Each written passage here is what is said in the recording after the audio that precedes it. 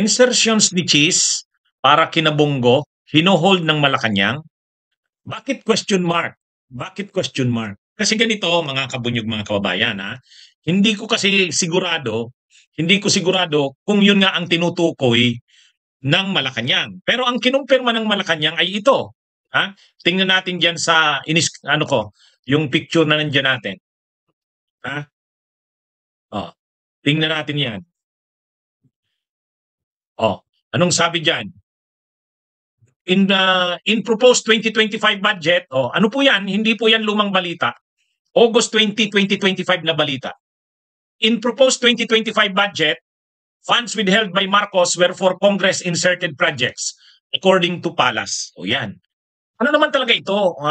Openly, kinonfirm naman ito ng Malacanang, ng tagapagsalita ng Malacanang, si UC Claire Castro, na mayroon nga talagang hinuhold sila, ang Malacanang mismo sa pamamagitan ng DBM, hinuhold nila yung mga 60 to 80 billion 60 to 80 billion worth ng projects, hindi nila nire-release. Kinumpirma rin yan doon sa briefing ng Kongreso, ng Kamara, tungkol sa deliberation ng budget para sa 2026. Sinabi mismo ni DBM Secretary Amina Pangandaman at saka ni Department of Finance Secretary Ralph Recto na talagang yung 60 to 80 billion pesos ay hinuhold ng Malacanang. Eh ngayon, bakit ko nasabing kasama doon yung kay Ilabongo? Bakit ko nasabi yon? Ito yung sabi ni nung isang araw nag-release ng statement si Jaime Marcos. Ayan diniscuss ko na ito pero banggitin ko uli sa inyo. Ang petsa ng statement ni Jaime Marcos ay August 19, 2025. Anong sabi ni Jaime Marcos? Official na pahayag. Office of Senator Jaime Marcos. Ukol sa ayaw ilabas na bilyong pondo mula sa 2025 GAA.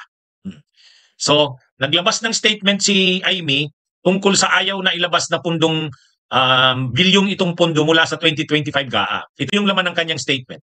Pinapaalalahanan ko ang ehekutibo na huwag lumampas sa mga hangganan ng konstitusyon at huwag gamitin ang kapangyarihan para lang suklian ang mga kakampi at gantihan naman ang mga kritiko. Ang pagpapatupad ng batas kabilang ang General Appropriations Act ay hindi optional o nakabase lamang sa mood o timpla ng ehekutibo. Kung talaga namang hindi kasama sa prioridad ng administrasyon ang 60 hanggang 80 million pesos, dapat sana ay nabito na ito noon pa man. Kaya pinaninindigan ko na ang tanging pagkakataon na pwedeng hindi ilabas ng ehekutibo ang pundong inilaan ng Kongreso ay kung talagang may kakulangan sa pundo ng gobyerno na hindi mapamahalaan. Dapat mismong ideklara yan ng Development Budget Coordinations Committee.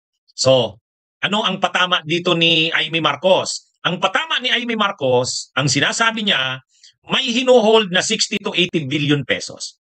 Ngayon, nagrereklamo si Jaime kasi alam naman natin, ang pinapatungkulan niya, hinuhold yung 60 to 80 billion pesos na yon dahil ang pondo na yon ay para sa mga senador at sa mga kongresista na kalaban ng administrasyon o kritiko ng administrasyon.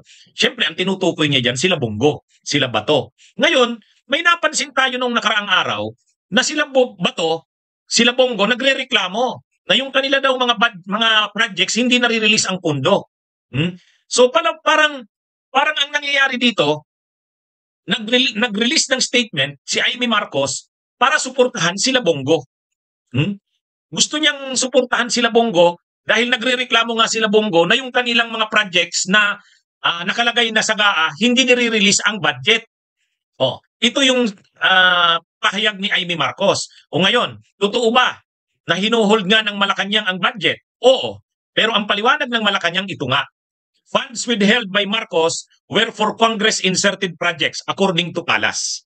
So, i-connect natin ngayon. Ang sinasabi ng Malacanang, ang hinuhold ng Malacanang na pondo ay yung mga in-insert ng Kongreso. Ngayon, kung nagre-reklamo si Bongo na hindi nire-release ang pondo niya, mayroon bang inserted na budget para kay Bongo? May alam ba kayo na in-insert na budget para kay Bongo? Kung alam ninyo, magkano yung inserted na budget na yon para kay Bongo at sinong nag-insert? Sige nga. Sige Game Boy, 3 billion. Galing kanino? Rudy Manuel.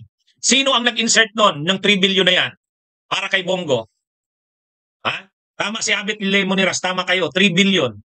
Sinong nag-insert? O si Cheese, tama si Game Boy, tama si Rodi Manuel, si Escudero. Ay di ba naging controversial yan dahil yung 142.7 billion na insertions ni Cheese may nakalagay doon for the projects of Senator Bongo, 3 billion. Di ba? Nakalagay yun eh. Nakalagay yun. So ibig sabihin, ito kasing si Cheese Escudero, hindi naman kakampi ng administrasyon si Bongo, pero pinalusot niya. Pinalusot ni Cheese. Kaya nga inserted siningit eh.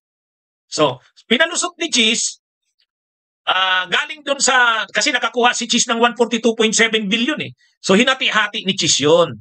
Hinati-hati ni Cheese. Binigyan niya ang Bulacan. Siyempre, kay Joel Villanueva yun, 12 billion. Yung kanyang probinsya ng Sorsogon, 9 billion. Tapos may nakalagay doon for Senator Bongo, 3 billion. Oh. Ngayon, akala nila Cheese Escudero at sa kanila Bongo, maiisahan nila sila Marcos. Ay ngayon, ang ginawa ngayon ng Malacanang, hindi nire-release. Hindi natin alam kung yung kasama dyan yung kay Bongo. Pero makukonect nyo naman eh. Nagre-reklamo si Bongo na may hindi sa kanya nare-release na projects. Sinusuportahan naman ngayon ni Aimee, kaya nag-release ng statement si Aimee. Kinumpirma ng Malacanang, oo, may hinuhold kami. Pero yung mga hinuhold namin na yan yung mga in-insert na budget. Yan yung mga in-insert na projects. Ang halimbawa ng mga in-insert na projects, di yung kay Cheese Escudero na 142.7 billion. Doon sa 142.7 billion na yon, may 3 billion doon kay Bongo. Yan. Kaya ganyan mga kabunyog, mga kababayan. Alam nyo mga kabunyog, itong statement na ito ni Aimee Marcos, alam nyo, itong statement ni Aimee Marcos, damaging ito. Damaging ito. Bakit damaging? Ay di ba dinideny ng mga senador na wala naman silang in-insert at wala naman silang nilalabi? Di ba yun ang pinagmamalaki ng mga senador? Sabi ni Joel Villanueva, mayroon ba akong nilabi na projects? At walang umaamin na senador na mayroon silang linabi na mga projects. Di ba? Natatandaan mo yung mga kabunyog? Ngayon na napaka-controversial na ang mga flood control projects, ang mga projects ng DPWH, yung mga senador, ayaw na nilang aminin na mayroon silang mga projects. Pero dito sa statement ni Aimee Marcos, inaamin niya na mayroong mga projects, 60 to 80 billion, at karamihan daw dyan ay mga sa oposisyon. O di ibig sabihin sila Bongo yan. Hindi na raw nire-release pa ng Malacanang. Inamin naman ng Malacanang, hindi nga namin nire-release yan.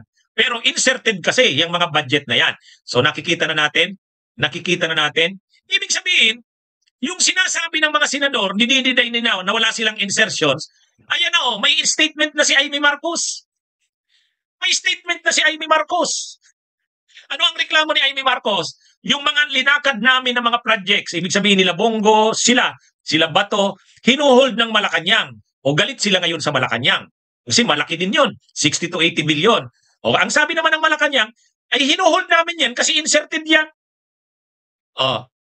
Kaya mga kabunyog, mga kababayan, bago kasi pumutok yung issue ng mga flood control, galit sila Aimee. Galit sila Aimee na hinuhold ng Malacanang yung mga budget na yan. Pati si Bato, ay si Bongo galit. Bakit daw pinupolitika sila?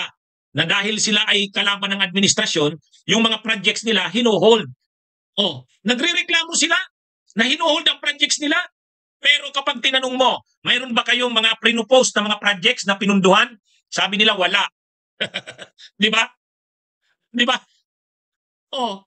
Kaya mga kabunyog, mga kababayan, itong statement na to ni Aimee, ini-expose niya mismo dito ang mga senador. At ang ini-expose niya dito, sila Bongo. Sila Bongo. Sinasabi ni Aimee dito sa pahayag niya na huwag namang gawin ng Malacanang yon, na yung mga projects, lalo na ng mga nasa oposisyon, ay hinuhold. Malaki yon, 60 to 80 billion. Imaginin nyo yan. Imaginin nyo yan Galing na mismo yan kay Aimee Marcos. Hindi naman daw tama yon, na hinuhold ng Malacanang yon. Di ibig sabihin, totoo yun. Nauhuli sa sariling bibig ang mga senador.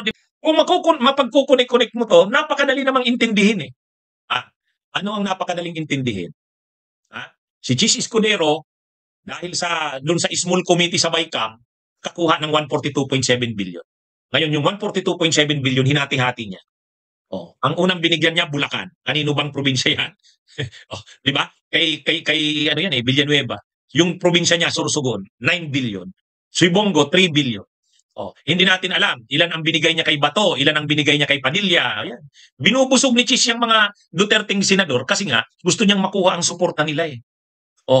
So ngayon, ang problema, hindi nire-release.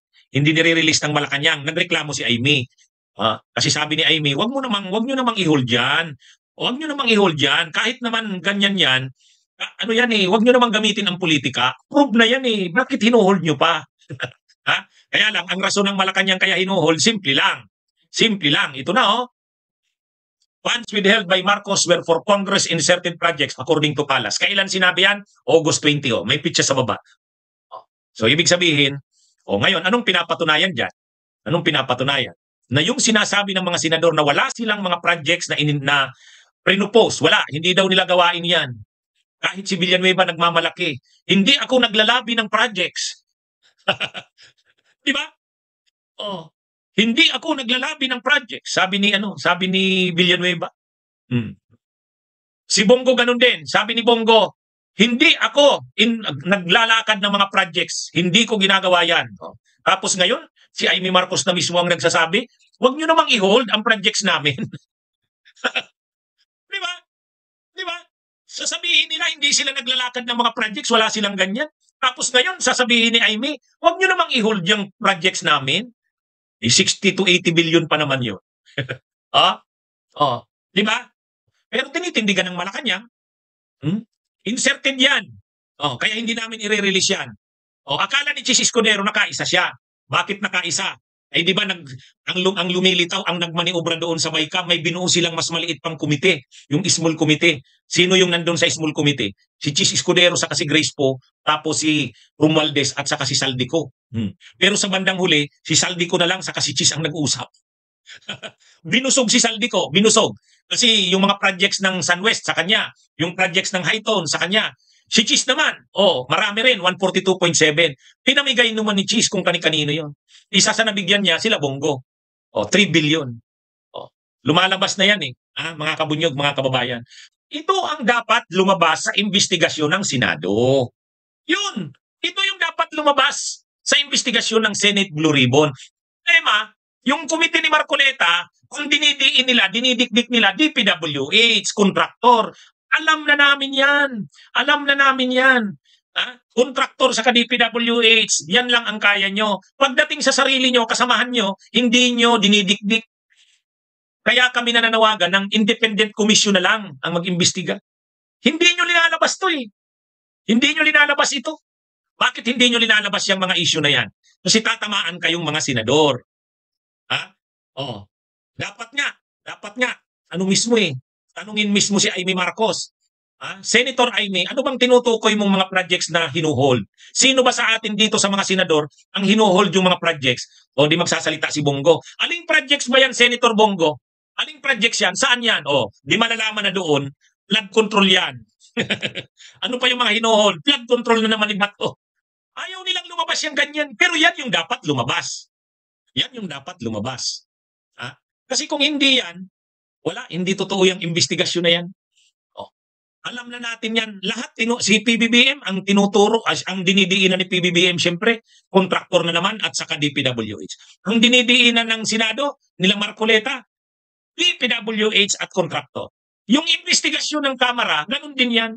DPWH din yan at mga contractors. Nasaan ngayon yung mga senador at kongresista? Wala. Hindi pinag-uusapan. Hindi pinag-uusapan. Di ba?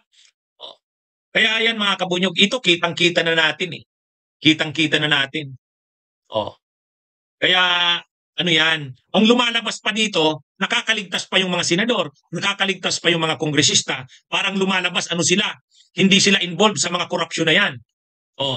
Kasi ang lumalabas, galit na galit si Marcoleta, galit na galit si Villanueva, galit na galit si Jinggoy, galit na galit si Bongo sa mga contractors at sa mga DPWH. Pero sila wala. Parang hindi sila involved dyan. Pero pinakita natin kanina, may statement si Aimee na yung 60 to 80 billion hinahabol nila na ma-release. Mga projects daw yan. Kanino ba yan? Karamihan daw dyan sa oposisyon. Ibig sabihin kila Bongo. Tinatanggap ba ng Malacanang na hinuhold nga nila yan? Yes. Pero ang sabi ng Malacanang, hinuhold namin yan kasi insertions yan. Sino bang nag-insert yan? Ay kung Senado ang pag-uusapan, si Chis yan. Yung 142.7 billion. Inamin ba ni Chis yan? Yes. Kaya lang ang sabi ni Chis Escudero, ang liit lang naman ng 142.7 billion. Huwag nyo itong pag-init. Di ba? Oh. Yan mga kabunyog, mga kababayan.